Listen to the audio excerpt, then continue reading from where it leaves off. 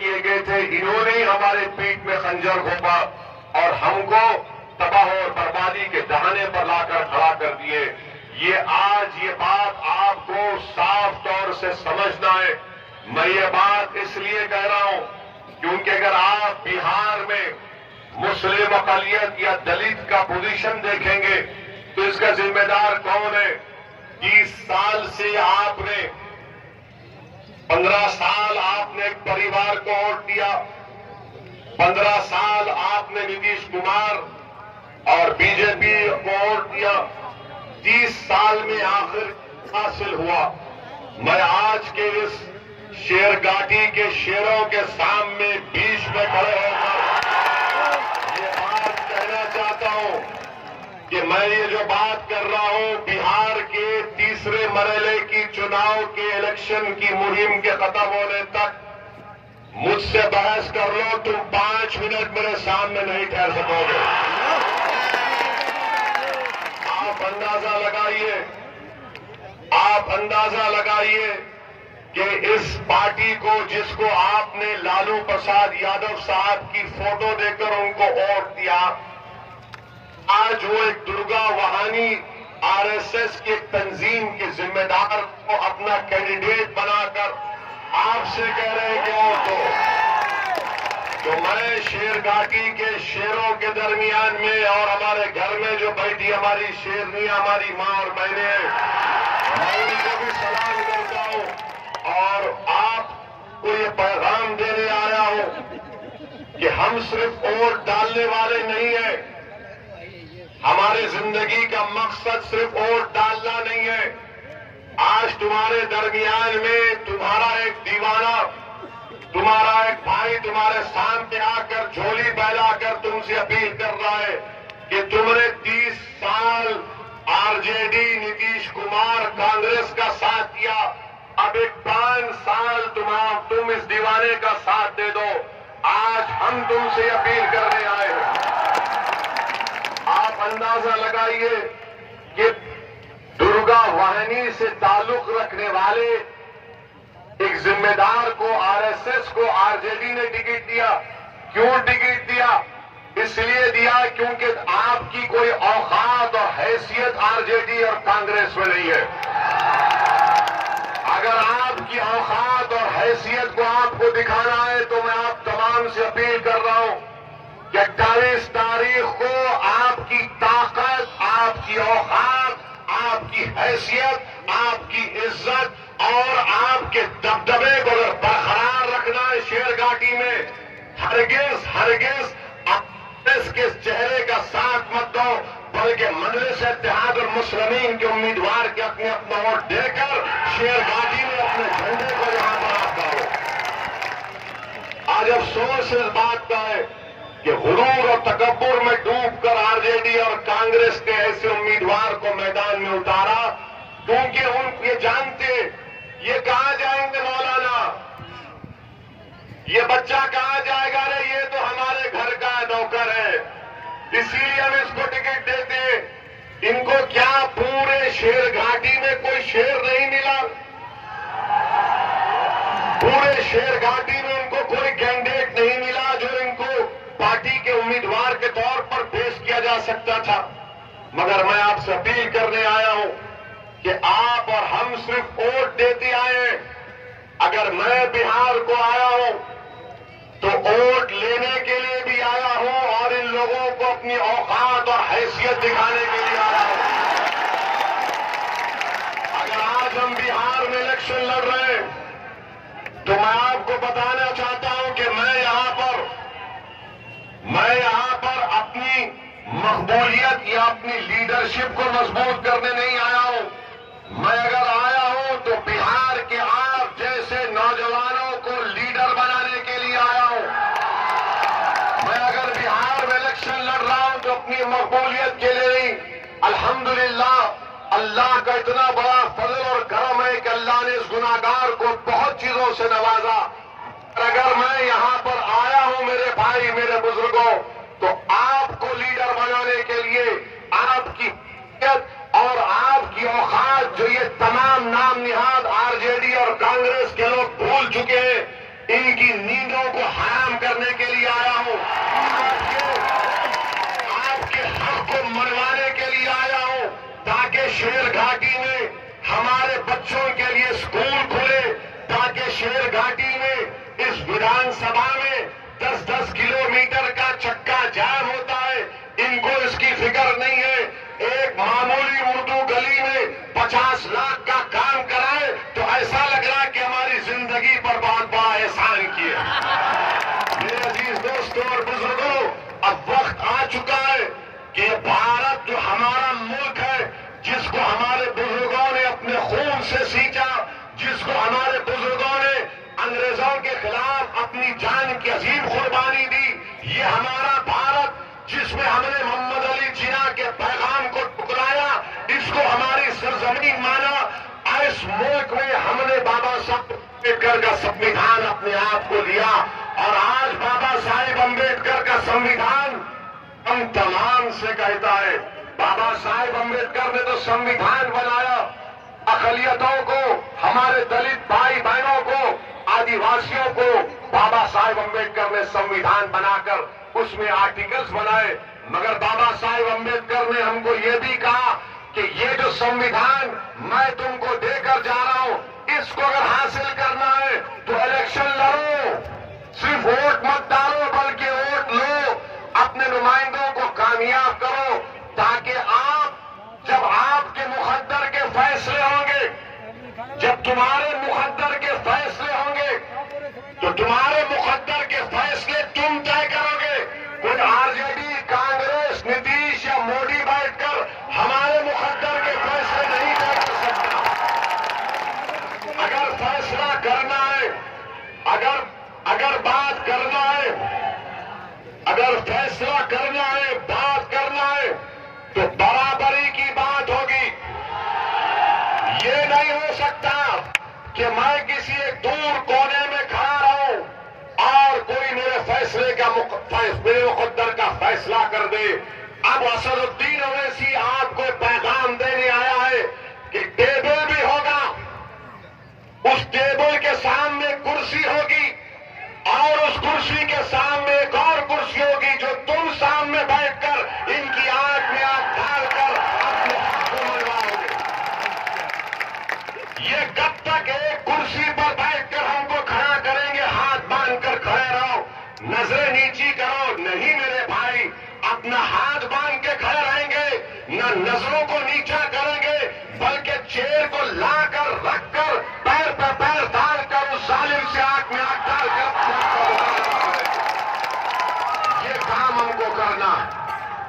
मैं आपसे एक सवाल करना चाहता हूं, CAA NPR NRC का आपने किया था, CAA NPR NRC का आपने एहतजाज किया था ना? यहां पर कितनों ने किया था? हाथ उठाओ।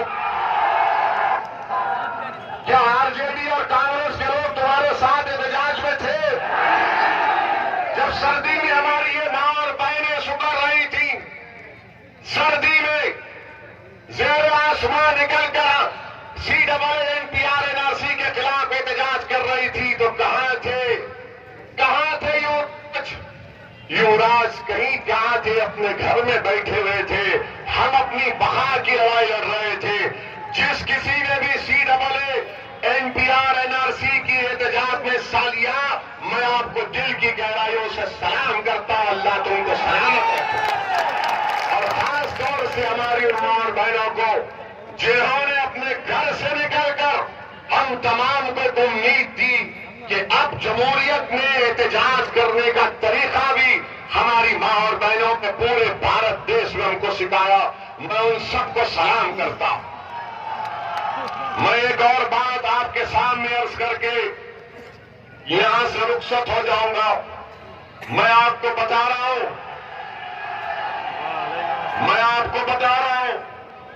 कि आज आपको डरने और घबराने की जरूरत नहीं है, हरगिज नहीं है।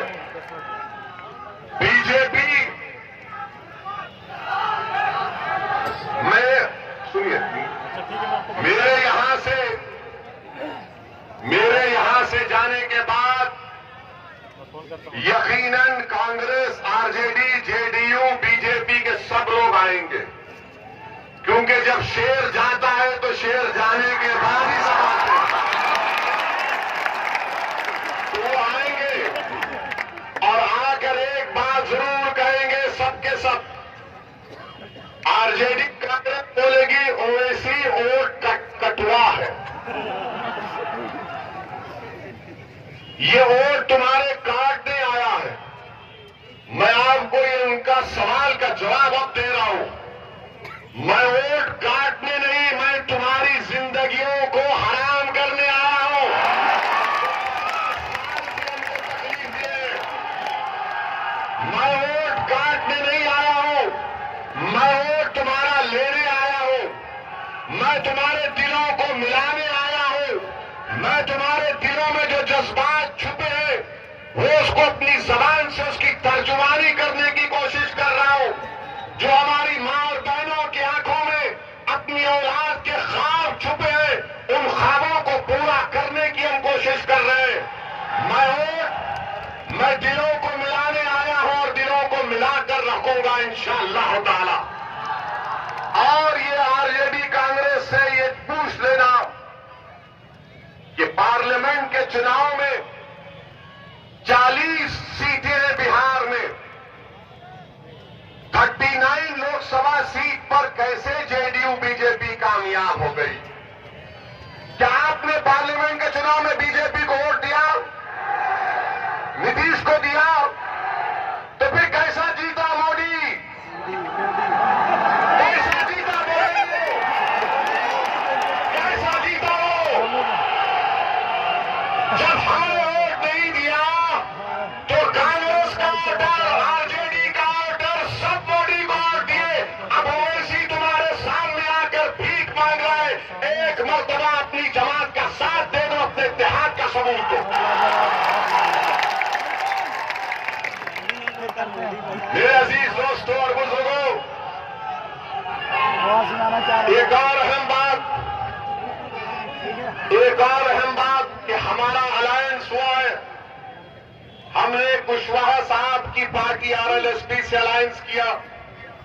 बहन मायावती की बहुजन समाज पार्टी भी उस अलायंस में शामिल है, जिसके उम्मीदवार हमारी बहन यहां पर है।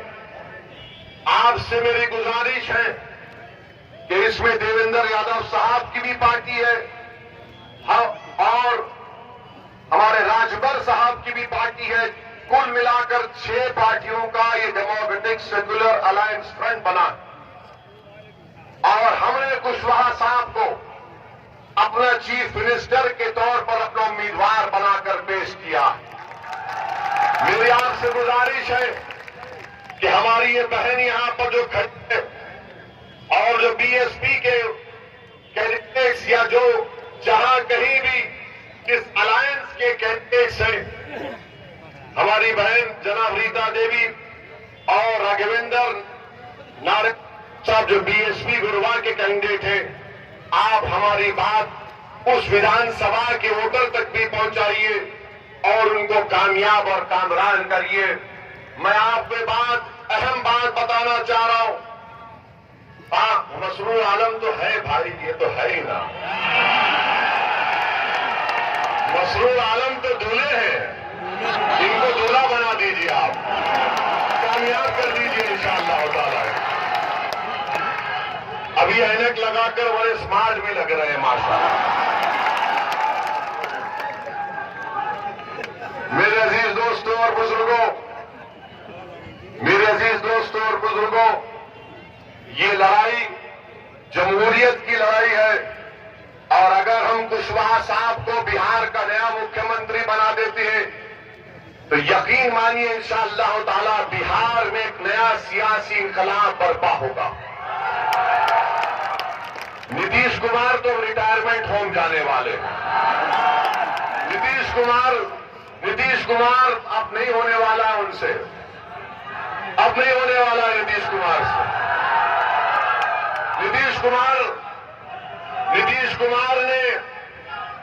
नीतीश कुमार आरजेडी और कांग्रेस ने, सुनिए, नीतीश कुमार आरजेडी और कांग्रेस ने 5 साल पहले गठबंधन के नाम पर आप तमाम को झूठ और धोखा देकर वोट हासिल किया कि हम बीजेपी को रोकेंगे, संघ मुक्त भारत करेंगे, मगर 1.5 साल के अंदर नीतीश कुमार जाकर मोदी के गोद में बैठकर दूध पी रहे हैं।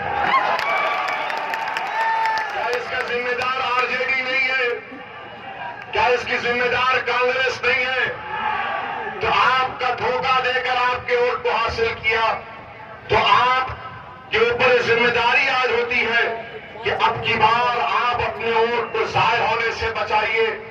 ये जो डेमोक्रेटिक सेकुलर अलायंस बनाया गया है, इसके हक में तमाम उम्मीदवारों को कामयाब करिए। अब डरने और घबराने की जरूरत नहीं है। भारत के प्रधानमंत्री ने, नरेंद्र मोदी ने लॉकडाउन के नाम पर पूरे भारत के गरीबों की जिंदगियों को बर्बाद करके रख दिया। नरेंद्र मोदी वजीर आजम नोटबंदी निकाले, नोटबंदी के नाम पर पूरे गरीब कारोबार, छोटे बड़े कारोबार खत्म हो गए।